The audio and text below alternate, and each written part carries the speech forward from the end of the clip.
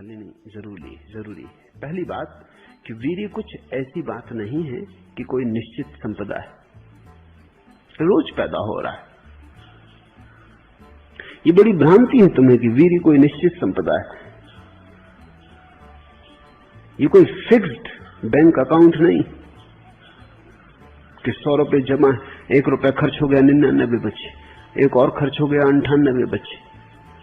वीर्य सृजनात्मक है, ये रोज पैदा हो रहा है, तुम्हारे भोजन से, श्वास से, श्रम से, विश्राम से रोज पैदा हो रहा है। इसलिए इससे घबराने की कोई जरूरत नहीं है। ब्रह्मचर्य को तुम कृपणता मत समझ लेना, जो कि अक्सर हुआ है। कंजूस आदमी ब्रह्मचारी हो जाते, वो भी एक तरह का की कंजूसी है। न धन खर्च कर सकते, न वीर्य खर्च कर सकते। मैं तुम्हें कंजूस बनने को नहीं कह रहा हूं, न बुद्ध कह रहे हैं, न पतंजलि कह रहे हैं। वस्तुतः वे ये कह रहे हैं कि इसके पहले कि तुम खर्च करो, काफी हो तुम्हारे पास, ताकि खर्च करने की गहराई आ सके। इकट्ठा करो पहले, ऊर्जा को गहन होने दो, सघन होने दो, क्योंकि जितनी ऊर्जा सघन और गहन होगी उतना ही संभोग गहरा हो पाएगा। और कभी कभी एक संभोग में भी मुक्ति हो सकती। एक संभोग भी ठीक से देख लिया, बात खत्म हो गई, फिर तो पुनरुक्ति है। और ध्यान रखना, अगर वीर्य पास हो तो एक संभोग, पहला संभोग जितना गहरा होगा, दूसरा उससे कम होगा गहरा, तीसरा और कम गहरा होगा, क्योंकि पहला 25 वर्ष या 20 वर्ष या 28 वर्ष की संपत्ति, इकट्ठी संपत्ति का परिणाम था। फिर दूसरा तो रोज रोज जो संपत्ति इकट्ठी होगी उसका परिणाम होगा। आज तुमने वीर्य खर्च किया, फिर 24 घंटे बर्बाद पैदा हो जाएगा। लेकिन ये रोजमर्रा का पैदा होने वाला वीर्य है, इससे तुम वो गहरा अनुभव न पा सकोगे जो ब्रह्मचारी पाता है। इसलिए ये मत सोचो कि वीर्य खत्म हो गया, आप क्या करें। वीर्य आज भी पैदा हो रहा है, रोज पैदा हो रहा है। वीर्य तो तुम्हारा जीवन है। अगर तुम आज भी ब्रह्मचर्य की दिशा में थोड़े कदम उठाओ तो तुम्हारा सरोवर फिर भरने लगेगा।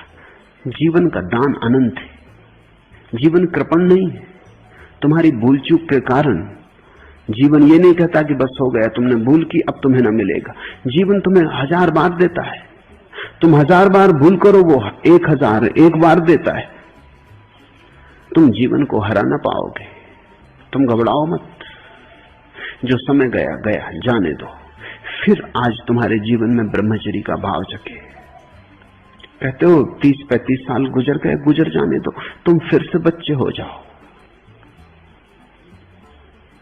नहीं समझती तब करते भी क्या तुम? कोई समझाने वाला भी ना था, करते भी क्या तुम? जो समझाने वाले थे वो उल्टे, उनके कारण ब्रह्मचर्य तो पैदा नहीं होता, उनके कारण ब्रह्मचर्य जल्दी टूट जाता है। समझाने वाले ऐसे ना समझ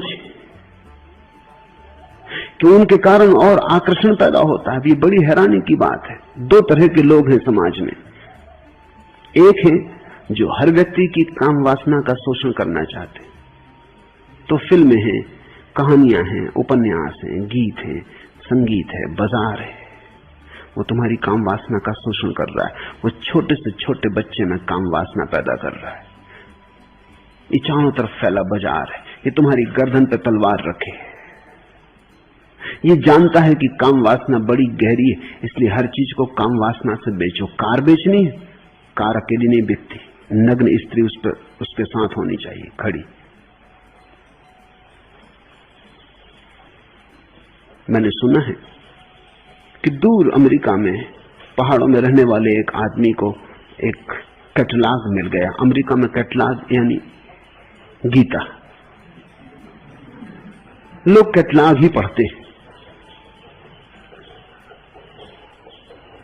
वही खास अध्ययन का विषय। कौन कौन सी चीजें बाजार में बिक रही हैं, विज्ञापन, इस सब का। वो गरीब आदमी ने कभी कैटलॉग देखा नहीं था, उसने देखा तो बड़ा चकित हुआ। उसने एक स्त्री को देखा कैटलॉग में, बड़ी सुंदर, और दाम बहुत कम। वो बड़ा हैरान हुआ, कुल $3, ये कोई 25-30 रुपए। उसने कहा इतनी सस्ती मिल रही। उसने फौरन ऑर्डर किया। फिर उसने बड़ी प्रतीक्षा की, क्योंकि लिखा था कि 3 सप्ताह के भीतर पोस्ट ऑफिस में पूछ लेना। तो फिर पोस्ट ऑफिस गया, दूर था गांव से, पास के नगर में था, वहां गया, उसकी पार्सल मौजूद थी। वो पार्सल देख कर और चौंका, पार्सल बड़ी छोटी थी। इतनी बड़ी औरत इतनी सी पार्सल में समा गई। चमत्कार पे चमत्कार हो रहा है। एक तो 25 रुपए में। उसने पूछा पोस्ट मास्टर को कि मुझे शक है, जो चीज मैंने बुलाई है नहीं इसमें, ये धोखाधड़ी, मेरे 25 रुपए मुफ्त जाएंगे, मैं जान लेना चाहता हूं। उसने तूने बुलाया क्या? तो वो जरा शर्माया। अब उसने कहा अब आपसे क्या छिपाना, मैं एक स्त्री बुलाई। मैं स्त्री? कहां तुमने पढ़ा कि 25 रुपए में स्त्री मिलती? और अभी तक तो इंतजाम नहीं हुआ वीपीपी से भेजने का। और तरह से मिलती, 25 में भी मिलती, मगर वीपीपी तुम भी बड़े खोजी। उसने कैटलॉग निकाला अपने बैग में से, कही देख लो। वो एक हैंडबैग का विज्ञापन था। हैंडबैग लिए स्त्री खड़ी थी। उस गरीब ने ठीक ही समझा कि स्त्री बिकती होगी, हैंडबैग के लिए स्त्री काहे के लिए खड़ी? स्त्री के साथ हैंडबैग आता होगा ये समझ में आता है, हैंडबैग के साथ स्त्री किस लिए आएगी? हैंडबैग आया हुआ था। हर चीज को बेचना हो तो स्त्री को खड़ा करो। ऐसा लगता है कि और सब चीजें बहाने, बिकती स्त्री है, बिकता काम है। तो एक तो चारों तरफ बाजार है, वो खींच रहा है तुम्हें कि तुम्हारी काम वासना जगे, जितने जल्दी जग जाए उतना अच्छा, क्योंकि उतनी चीजें बिक सके। दूसरी तरफ मंदिर, मस्जिद, चर्च के पुजारी वो खिलाफ है। वो इतने ज्यादा खिलाफ है कि उनकी खिलाफत आकर्षण पैदा कर रही है। वो हर एक के गले में एक ही दवा घोंट के पिलाए चले जाते हैं, ब्रह्मचर्य ब्रह्मचर्य ब्रह्मचर्य। उन बच्चों से ब्रह्मचर्य की बात करते हैं जिनको अभी काम वासना का भी पता नहीं। अभी रुको। और इन दोनों के बीच में प्राण घुटे जा रहे हैं। तो मैं जानता हूं तुम्हारा कुछ कसूर नहीं, कोई अपराध नहीं, कोई पाप नहीं। इधर बाजार है, उधर पुरोहित है, और दोनों की साठगांठ मालूम होती है। दोनों एक ही तरफ धकेल रहे हैं। सुख की गर्दन काट रही है दुनिया की तलवार तो देख। जिस तलवार को चूम रहा है उस तलवार की धार तो देख। जान यहां हर चीज की कीमत, यान यहां हर चीज का मोल, आन यहां हर चीज का मोल। सौदा करने वाले गाफिल पहले ये बाजार तो देख। पर बच्चों को कहो भी क्या, उनका कसूर भी क्या? बच्चे तो ना समझ भोले भाले, उनकी स्लेट तो कोरी है, जो तुम लिख देते हो लिख जाता है। जब लुट जाते हैं तब पता चलता है कि जिस तलवार को चूमा उसने काटा। जब लुट जाते हैं तब पता चलता है कि ये बाजार तो लुटेरों का है, दुकानदारों का नहीं। लेकिन तब ऐसा लगता है देर हो गई। मैं तुमसे कहता हूं देर नहीं हुई, जब जागे तब सुबह। छोड़ो चिंता, बेचैन मत हो। वीर्य कोई ऐसी बात नहीं है कि बंधी हुई है, रोज पैदा होती, फिर संग्रहित कर सकते हो। अच्छा होता कि पहले न गंवाया होता, पर अभी भी कुछ बिगड़ नहीं गया है। घबराओ मत। अगर इतना बोध तुम्हारे भीतर है कि अब प्रज्ञा कैसे पैदा हो, तो प्रज्ञा पैदा होनी शुरू हो गई। यही तो प्रज्ञा का पहला कदम है। क्या है पहला कदम? कहा है तभी तो मूढ़ हूं और बिना जाने जानने का दावा करता हूं। अगर ये समझ में आ गया तो प्रज्ञा ने पहला कदम लिया। संन्यास लेकर भी पलायन ही कर रहा हूं। अगर समझ में आ गया तो पैर कब तक भगाए रखेंगे? क्रोध और अहंकार से बुरी तरह ग्रसित हूं। अगर ये दिखने लगा तो बीमारियों से फासला होने लगा। बस चमड़ी मानसी बढ़ा है। जिसे ये समझ में आ गया उसकी प्रज्ञा के बढ़ने का क्षण आ गया।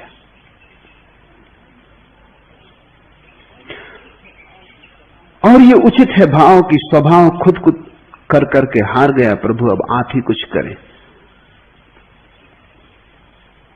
इस भाव को प्रार्थना बनने दो, इस असहाय भाव को पूजा बनने दो। इसमें फर्क समझ लेना, इसमें भी भ्रांति हो सकती है। असहाय अवस्था से उठा हुआ ये भाव तुम्हें मुक्त कर सकता है, लेकिन निराशा से उठा हुआ यही भाव तुम्हें बर्बाद कर सकता है। तुम निराशा से ये मत कहो कि अब आप ही करें, तुम असहाय अवस्था से कहो। क्या फर्क है दोनों में? जब तुम निराशा से कहते हो तब तुम ये जानते हो तो सकता नहीं, चलो ये भी करके देख लें कि शायद गुरु पर छोड़ने से कुछ हो जाए, शायद प्रभु पर छोड़ने से कुछ हो जाए। जानते तो तुम ये हो कि ये हो नहीं सकता, जब अपने किए न हुआ तो इनके किए क्या होगा। मगर मजबूरी है, चलो इसको भी जांच लें, इसे भी देख लें। अगर निराशा से ये भाव उठा तो ये पूरा न होगा, क्योंकि इसमें पहले ही प्राण नहीं है। असहाय अवस्था बड़ी अलग बात है। असहाय अवस्था का ये अर्थ नहीं कि ये हो नहीं सकता, असहाय अवस्था का इतना ही अर्थ है कि ये मेरे अहंकार से नहीं हो सकता, निरअहंकार से होगा। निरअहंकार से होगा, अहंकार से नहीं हुआ, निरअहंकार से निश्चय होगा। अहंकार की यात्रा करके देख ली, अब अहंकार छोड़ के देखो, लेकिन निराशा बिल्कुल नहीं है। अहंकार से हार हुई है लेकिन हार नहीं हुई है।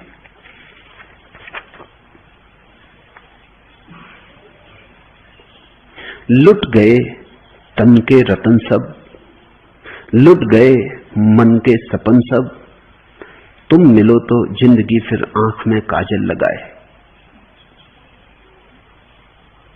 निराशा नहीं है, आंखें तैयार हैं, काजल लगाने का मन तैयार है, पर अब तक जिस ढंग से काजल लगाया ना लगाएंगे, उससे तो आंखें अंधी ही हुई, सुंदर न हुई। लुट गए तन के रतन सब, लुट गए मन के सपन सब। समझ लेना, सब लुट गया लेकिन आशा नहीं लुटी है। लुट गए तन के रतन सब, लुट गए मन के सपन सब, तुम मिलो तो जिंदगी फिर आंख में काजल लगाए। तुम नहीं तो स्वर्ग की सारी जमींदारी करूं क्या। और अब अगर तुम्हारे बिना स्वर्ग की पूरी जिम्मेदारी भी मिलती हो तो मैं लेने को राजी नहीं। वही तो हम कोशिश करते रहे अब तक। तुम नहीं तो स्वर्ग की सारी जिम्मेदारी करूं क्या, तुम नहीं तो मांस तो सांस की दिन रात रखवाली करूं क्या। तार हूं मैं सिर्फ, है झंकार तो इसमें तुम्हारी, तुम नहीं तो एक मुट्ठी धूल यह कुंवारी करूं क्या। अब न दरवाजा लगाओ, खोल सांकल पास आओ, यह न इस जन्म भी डोली अकेली लौट जाए। तुम मिलो तो जिंदगी फिर आंख में काजल लगाए। असहाय अवस्था में उठी प्रार्थना में निराशा नहीं, निराशा में पकड़ी गई असहाय अवस्था में प्राण नहीं। तो बहुत बार ऐसा हो जाता है कि तुम निराशा से आके मेरे पास कहते हो कि अब आप ही संभालो। मतलब ये कि हम तो करके देख लिए, जानते हैं आपसे भी क्या होगा, किसी से कुछ होने वाला नहीं, मगर चलो इसको भी करके देख लें, मरता क्या न करता। तो ये भी सही, मगर इस भांति कुछ भी ना हो सकेगा, क्योंकि होना तो तुम्हारे भीतर है। तुमने तो द्वार बंद कर लिए। तुम्हारी निराशा ने तो तुम्हारे भीतर की संभावनाओं पर वज्रपात कर दिया, कुठाराघात कर दिया। हारे हो संभावनाओं से नहीं, सिर्फ अहंकार से। हार हुई है क्योंकि मैं को जिताना चाहता। अभी जीत समाप्त नहीं हो गई है, अभी तुम गलत ढंग से चल रहे थे इसलिए हारे हो। हार आत्यंतिक नहीं है, लौटो। अभी तुम नदी से लड़ रहे थे इसलिए थक गए हो, अब नदी के साथ बहो। थकान जो नदी के साथ बहता उसने जानी नहीं, थकान उसने पहचानी नहीं। थकान का उसे परिचय नहीं है। जो नदी के साथ बहता है वो ताजा होता है, नदी अपनी ऊर्जा भी उसे देती, वो नदी का माध्यम बन जाता है। अगर सच में तुम हार गए हो, अहंकार सब तरह से पराजित हो गया है, तो मैं तैयार हूं, लेकिन निराशा से न उठे ये स्वर।